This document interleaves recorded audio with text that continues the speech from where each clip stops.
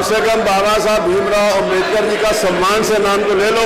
बाबा साहब जी की फोटो लगाकर इस प्रकार का अपमान आप ना तो संविधान का करें ना ही बाबा साहब का करें। ऐसा मैं आपसे हाथ जोड़कर विनम्र निवेदन करना चाहता हूं। परम श्रद्धेय बाबा साहब भीमराव अंबेडकर जी का इस प्रकार से फोटो कोई उल्टी कर रहा है, कोई सीधी कर रहा है, कोई फोटो उल्टी हो रही है, कोई फोटो सीधी हो रही है, ये भी अच्छा नहीं है ना।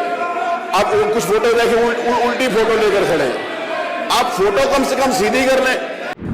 ये सरकार चाहे दिल्ली को हो चाहे लखनऊ की हो जी, माननीय भीमराव अंबेडकर जी का अपमान कर रही है। नहीं, कहीं कोई अपमान नहीं कर पीडीए उसके भगवान, पीडीओ के भगवान थे। इस तरह से बाबा साहब का इस प्रकार से बाबा साहब की भारतीय जनता पार्टी एक जातिवादी पार्टी बन गई है। बाबा साहब के सिद्धांतों को मानने के लिए, बाबा साहब के संविधान को मानने के लिए ये आवश्यक है कि आप लोकतांत्रिक व्यवस्था के अंतर्गत लोकतंत्र में जो संविधान में लिखा है कि विधानसभा में चर्चा परिचर्चा के माध्यम से जनता की आवाज उठाएं। बाबा साहब श्री भीमराव अंबेडकर जी ने कहा था कि लोकतांत्रिक व्यवस्थाओं को मजबूत करने के लिए विधानसभा में परिचर्चा के माध्यम से जनता की आवाज को उठाया जाए। बाबा साहब श्री भीमराव अंबेडकर जी ने कहा था कि उनके नाम का, उनकी फोटो का उपयोग करके जनता के आवाज को, जनता के हितों को पीछे नहीं रखा जाए।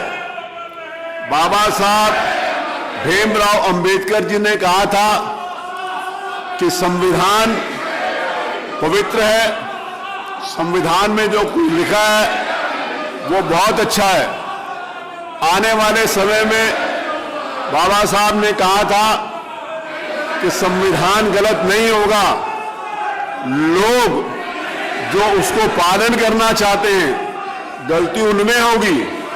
और जो उन्होंने कहा था, मुझे लगता है कि आज आप बाबा साहब भीमराव अंबेडकर जी ने जो बात कहा था कि संविधान गलत नहीं है, उसको चलाने वाले लोग कैसे होंगे, आज आप उसको प्रदर्शित कर रहे हैं।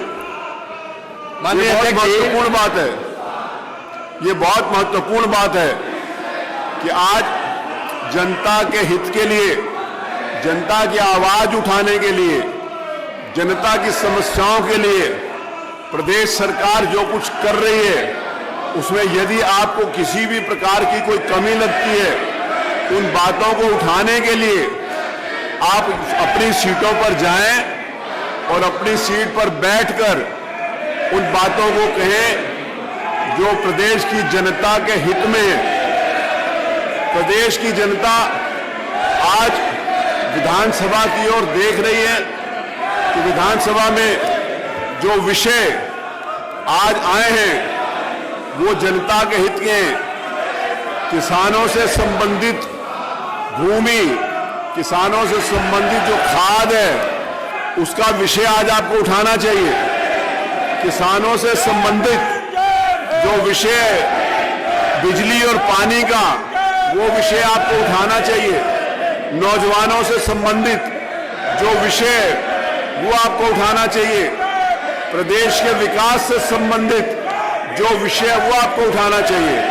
बाबा साहब भीमराव अंबेडकर जी के फोटो को इस प्रकार से लहराकर मैं आपसे निवेदन करना चाहता हूं कि ना तो उस आप फोटो का अनादर करें और ना ही बाबा साहब भीमराव अंबेडकर की नीतियों का, उनके विचारों का जो प्रदेश और देश की जनता के कल्याण के लिए था, उनका आप अनादर करें।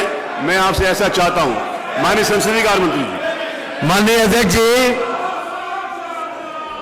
इन लोगों के पास हल्ला गुल्ला करने के अलावा और कोई काम नहीं है। मान्यवर बाबा साहब अम्बेडकर का सम्मान जितना भारतीय जनता पार्टी की एनडीए की सरकार ने किया उतना किसी ने भी नहीं किया। मान्यवर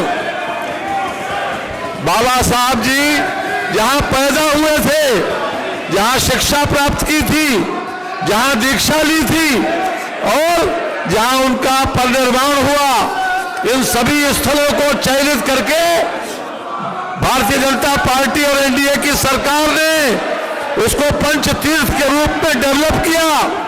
और आज भारत का जो संविधान है उसके अनुसार हमारे प्रधानमंत्री जी मोदी जी और योगी जी उसी के अनुरूप उनकी कार्यप्रणाली है और उनकी प्राथमिकताएं भी उसी के अनुरूप हैं। इन्होंने ही बाबा साहब के बनाए हुए संविधान को उसके प्रियम्बल तक को बदल दिया, उसकी प्रस्तावना तक को बदल दिया, जबकि प्रस्तावना बदली नहीं जा सकती थी। सबसे ज्यादा बाबा साहब के प्रति अगर किसी ने अपमान दर्शित किया है तो इन्होंने ही किया है। मानव इन्होंने ही किया है। ये केवल हाउस को डिस्टर्ब करना कोई ऐसा विषय नहीं है। मान्यवर कोई विषय नहीं है। ये केवल और केवल हल्ला गुल्ला करने के लिए यहां पर आते हैं। मान्यवर मैं समझता हूं कि ये लोग हाउस चलाना नहीं चाहते, ये हाउस चलाना नहीं चाहते। मान्यवर भारतीय जनता पार्टी और एनडीए पूरी तरीके से बाबा साहब अम्बेडकर के प्रति सम्मान व्यक्त करती थी, सम्मान व्यक्त करती है और आगे भी उनके प्रति भरपूर सम्मान रहेगा। मान्यवर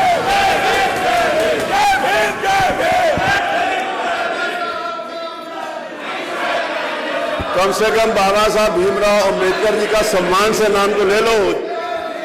आप ये भी नहीं करना चाहते। व्यक्तिगत हितों के लिए, व्यक्तिगत राजनीतिक उद्देश्यों के लिए बाबा साहब जी की फोटो का इस्तेमाल करना संविधान के भी खिलाफ है, मानवता के भी खिलाफ है, एथिक्स के भी खिलाफ है।